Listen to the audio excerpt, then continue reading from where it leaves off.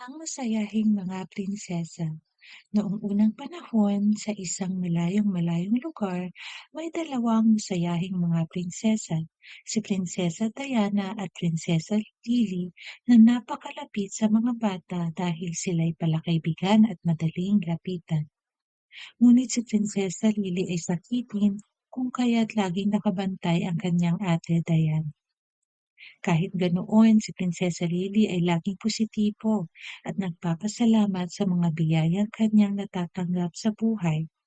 Humihiling siya ng mga regalo sa fairy godmother, hindi para sa kanyang sarili kundi para sa mga mahihirap na bata sa palasyo. At doon nagtatapos ang kwento ng masayahing mga prinsesa.